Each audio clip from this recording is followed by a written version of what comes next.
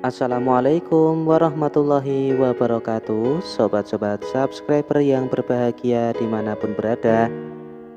Melanjutkan novel dengan judul Ku Kembalikan Gaji Suami Pada Ibunya.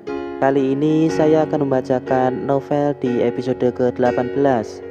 Namun ada baiknya untuk yang belum subscribe silahkan klik tombol subscribe-nya, kemudian ditekan tombol loncengnya supaya tidak ketinggalan apabila nanti sudah ada video yang tayang di episode terbaru. Terima kasih. Makan malam saat ini cukup berbeda karena keluarga ini sangat lengkap. Bahkan aku harus pindah ke ruang keluarga karena kehabisan kursi di ruang makan. Setelah selesai, piring berserakan begitu saja di atas meja. Mbak Vina tak ada inisiatif untuk membantuku mencuci piring, padahal dia juga tahu kalau sore tadi aku sudah capek memasak menu untuk makan malam ini. Maaf ya Mbak, berhubung di rumah ini nggak ada pembantu, tiap makan tolong dicuci sekalian. Kalau misal nggak mau nyuci piring, mungkin baiknya beli daun pisang atau bungkus nasi saja deh. Ucapku terang-terangan di depan ibu dan Mas Sony.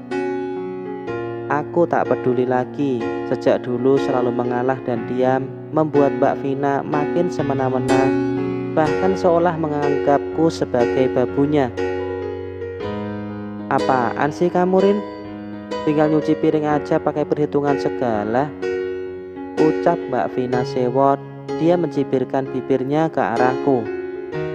Iya Mbak, bantuin Arin lah, kasihan dia udah capek seharian. Masa juga sendiri kan, enggak Mbak Vina bantu.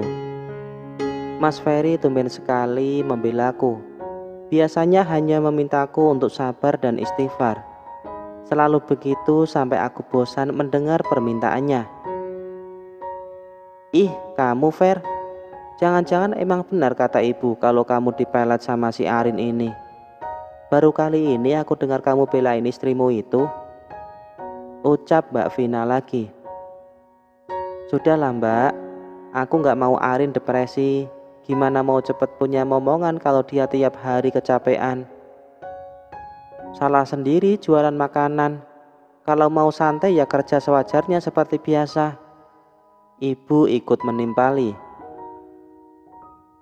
Punya duit juga pelit, mending nggak usah jualan sekalian. Beberes rumah biar makin sedap dipandang. Sejak istrimu jualan, itu kaca nggak pernah dilap. Lama-lama jamur tumbuh di mana-mana, ujar ibu lagi dengan nada kesal. Ku hembuskan napas panjang. Gimana ibu mau lihat aku ngelap kaca kalau tiap beberes rumah ibu biasanya ke rumah tetangga, ngerumpi atau sekedar ngobrol biasa. Tapi lihat saja nanti, CCTV itu yang akan menjelaskan semuanya. Bukan pelit Bu, tapi emang Ferry yang minta supaya Arin berhemat karena uangnya mau dia belikan motor matic baru. Mas Ferry menoleh ke arahku lalu tersenyum. Halah, masa jualan begitu doang bisa buat beli motor? Pasti kamu kasih tiap bulan kan Fer? Ibu dan Mbak Vina sedikit kaget mendengar penjelasan Mas Ferry. Mereka tetap tak percaya jika aku menabung dengan penghasilanku sendiri, tak hanya makanan namun juga dagangan Yasmin yang ibu dan Mas Ferry tak pernah ketahui. Baru bulan kemarin Ferry kasih jatah pribadi buat Arin kan Bu? Itu juga dipinjam Mbak Vina.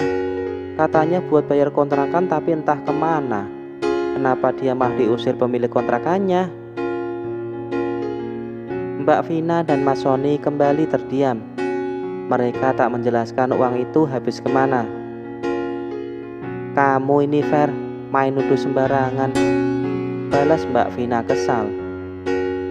Terus buat apa coba? Buat makan Fer, buat bayar hutang di warung. Mas Sony sudah 2 bulan ini nganggur kan? Mbak Vina menjawab santai. Kenapa nggak ngojek gitu Mas? Daripada nganggur terus. Iya kan?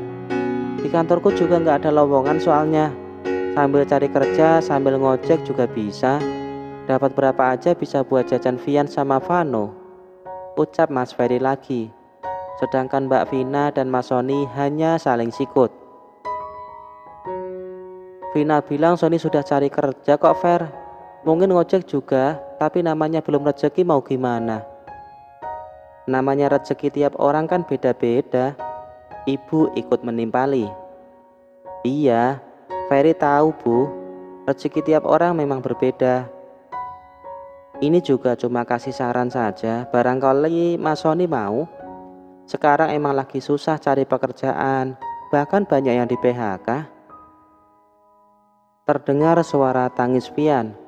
Sepertinya dia bertengkar dengan kakaknya. Mbak Vina mencoba melerai, namun Vian semakin mengamuk. Vian, diam Vian. Tiap hari bikin kepala mama pusing. Kalian ini ya. Bentak Mbak Vina kemudian. Mendengar mamanya mulai membentak, dua anak itu diam seketika. Mama sudah pusing soal duit. Jangan tambahin pusing dengan tangis kalian itu, bentaknya lagi. Vina, Vin. Panggilan ibu membuat Mbak Vina menoleh, lalu meminta Mbak Vina untuk kembali duduk di kursi samping ibu. Sementara kulihat dua anak itu kembali saling mengusili. Jangan terlalu kasar dengan anak-anak, kasihan mereka, ucap ibu kemudian. Mbak Vina diam saja tak menjawab. Kulirik Mas Sony yang semakin salah tingkah. Besok aku coba ngojek ya Vin. Benar kata Ferry, barangkali ada rezeki di sana biar bisa buat jajan Vano sama Vian, ucap Mas Sony lirih. Namun aku masih sangat mendengarnya. Nah gitu dong Mas, yang semangat cari nafkah buat keluarga, bukan enak-enak di rumah aja. Seketika ibu dan Mas Ferry menoleh. Sepertinya Mbak Vina keceplosan. Dia buru-buru menutup bibirnya dengan telapak tangannya. Sedangkan Mas Sony mendadak pias mendengar jawaban istrinya. Mulai hari ini aku jualan nasi timplo ayam saja dengan beberapa gorengan pelengkapnya. Aku ambil meja lipat di gudang dan membawanya ke depan rumah. Rencananya tiap pagi aku akan jualan di sini. Rin, jangan terlalu diforsir. Banyak istirahat nanti kamu kecapean, pesan Mas Ferry sebelum berangkat kerja. Aku mengiyakan. Kucium punggung tangannya sebelum dia pergi. Setelah Mas Ferry pergi ke kantor, suasana kembali heboh. Vian dan Vano minta sarapan, sementara Mbak Vina masih saja sibuk dengan ponselnya di kamar. Rin, ambilkan makanan buat Vano sama Vian dong. Aku masih sibuk urus pesanan ini. Mbak Vina sedikit teriak dari kamarnya saat mendengar kedua anaknya berisik minta makan. Mbak, aku masih di luar jagain dagangan. Mbak lah kasih anak-anak makan. Mereka minta telur ceplok. Balasku lagi. Kamu bikin dong Rin. Ceplok telur nggak sampai 5 menit kan? Apa susahnya? Astagfirullah Mbak. Pelangganku di luar pada nunggu. Aku cuma mau ambil mangkok lagi ini. Minta mama ceplokin telur ya Vian. Tante Arin banyak yang nunggu di depan. Atau kalian makan pakai nasi timplo saja, bagaimana? Tawarku pada mereka, namun dua anak laki-laki itu menggeleng pelan. Mereka menuju kamar, meminta mamanya untuk beranjak ke dapur. Kutinggalkan saja Mbak Vina yang mulai mengomel tak karuan. Gegas ku ambil mangkok dan membawanya ke depan rumah. Beberapa orang sudah menunggu untuk dilayani. Perlahan ku masukin nasi dan kuah timplo beserta isinya. Bu RT memuji masakanku yang memang enak katanya. Tak selang lama Bu Salamah pun ikut memuji, membuatku semakin yakin kalau masakanku memang enak. Jeng Sri, sarapan dulu. Ini templonya Arin enak loh Jeng, mumpung masih anget, ucap Bu RT sembari menyendokkan nasi ke mulutnya. Dia pun mengambil tempe mendoan dari atas meja lalu kembali mengunyahnya. Aku sudah sarapan, Jeng, jawab ibu singkat dari teras rumah. Ibu tak pernah membantuku sedikit pun meski kadang lapak jualan penuh dengan pelanggan. Semoga makin laris ya, Rin, ucap Bu RT sebelum pamit. Dia tak lupa membeli timlo ayamnya saja tanpa nasi untuk anaknya. Laris buat apa kalau pelit sama mertua? Gak berkah nantinya, ucap ibu tiba-tiba. Entah apa maksudnya bicara begitu. Aku cuek saja, bahkan pura-pura tak mendengar ucapan ibu kali ini. Dia tampak mengobrol dengan Bu Salamah dan Bu Sari di teras. Sesekali menoleh ke arahku yang masih cukup sibuk. Tak ada waktu untuk melateni ibu yang bicaranya makin ngelantur kemana-mana itu. Waktu semakin beranjak siang. Sebelum jam 11 aku sudah membereskan semua perkakas, mencuci dan mengembalikannya ke tempat semula. Rasa capek dan mengantuk mulai mendera. Inginku gegas ke kamar merebahkan badan dan tidur siang. Toh makanan untuk makan siang atau malam sudah kuhidangkan di meja makan. Harusnya nggak ada lagi yang mengusikku nanti. Tiap hari peralatan masak berantakan begini, Rin. Ibu jadi malas ke dapur lihat kamu masak, ucap ibu saat aku sudah membereskan semua alat memasak dan menaruhnya di rak. Sudah beres ini, Bu. Aku juga langsung bereskan kok tiap habis masak, balasku sembari mengelap tangan dan membuka celemek.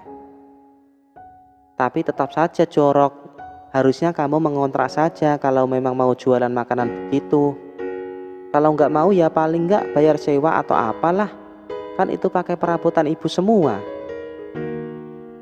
Astagfirullah, Bu. Ibu mulai perhitungan sama menantu sendiri. Lagi pula kalau uang belanja ibu habis juga aku yang beli sekalian kan. Anggap saja itu bonusnya. Per bulan juga ibu sudah ada jatah rutin dari Mas Ferry. Aku nggak minta sedikit pun, balasku lagi.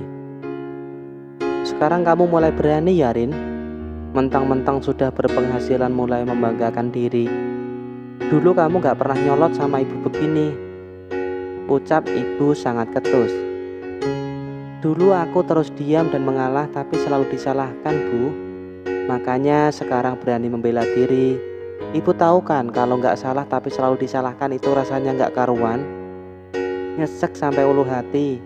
Aku gak mau sakit gara-gara mau memendam sakit hati. Ibu terlihat kaget mendengar jawabanku.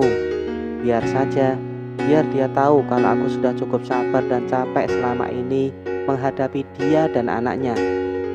Semua pekerjaan sudah beres, gegas kulangkahkan kaki menuju kamar. Lebih baik kamu ngontrak saja deh, Rin, daripada di sini bikin ulah setiap hari. Bisa kumat terus hipertensi ini. Aku menoleh ke arah ibu yang masih berdiri di samping meja makan menatapku. Ngontrak, Bu? Iya, kenapa? Gak mau keluar duit buat bayar kontrakan kan? Dasar pelit.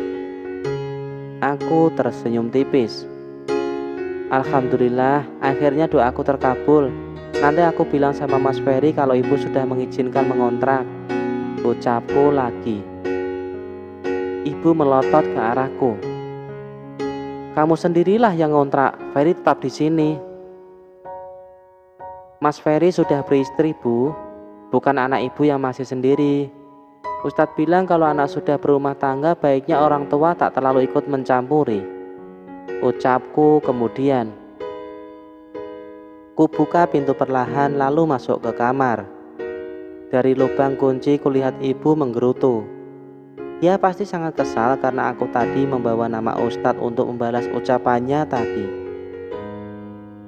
Sesekali memang harus kuperlihatkan bagaimana seharusnya menjadi orang tua saat anak-anaknya sudah berumah tangga, agar ibu segera sadar dengan kekeliruannya.